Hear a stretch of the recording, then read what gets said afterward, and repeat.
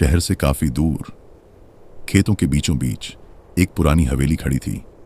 उसकी दीवारें काली पड़ चुकी थीं, मानो सालों पहले वहां भयानक आग लगी हो। लोग उसे कहते थे काली हवेली।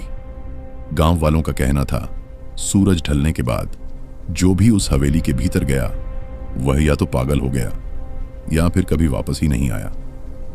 25 साल पहले इसी हवेली में सेठ रघुवीर सिंह अपने परिवार के साथ रहते थे। उनकी पत्नी कमला देवी और उनकी 10 साल की बेटी नंदिनी। नंदिनी बोल नहीं सकती थी, वह गूंगी थी, लेकिन गांव वालों का कहना था उस बच्ची की आंखों में हमेशा एक अजीब सा डर रहता था, मानो वह कुछ ऐसा देखती हो जो और कोई नहीं देख पाता। एक रात अचानक हवेली में भयानक आग लग गई। आग इतनी तेज थी कि पूरा आसमान लाल हो उठा। गांव वाले दौड़ते हुए आए, लेकिन तब तक सब कुछ जलकर खाक हो चुका था। अगली सुबह सेठ रघुवीर सिंह और उनकी पत्नी के जले हुए शव मिले, लेकिन नंदिनी कहीं नहीं मिली। ना उसकी लाश, ना हड्डियां, ना कोई निशान।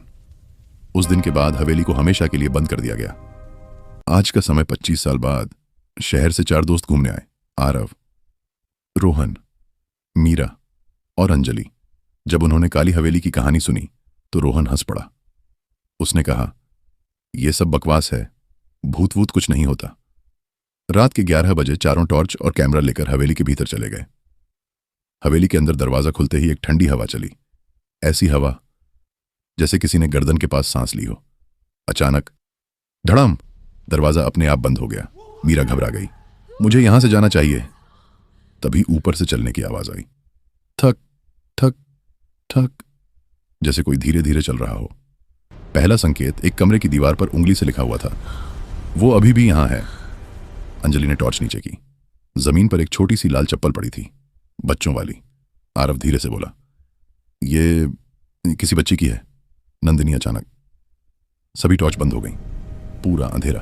तभी एक हल्की सी आवाज आई, खिक खिक, जैसे कोई बच्ची हंस रही हो। धीरे धीरे एक साया सामने आया, एक छोटी लड़की, जली हुई त्वचा, खाली आंखें। वह कुछ बोल नहीं रही थी, बस उंगली से एक कमरे की ओर इशारा कर रही थी। सच, उस कमरे में एक पुरानी डायरी मिली।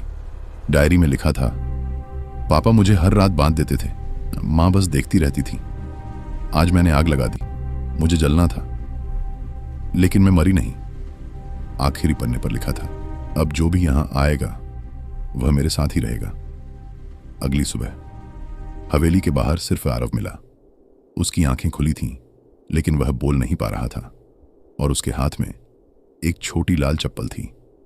उस दिन के बाद से लोग कहते हैं काली हवेली में अब 5 परछाइयां दिखती हैं, और कभी कभी एक गूंगी लड़की खिड़की से बाहर देखती है और मुस्कुराती है।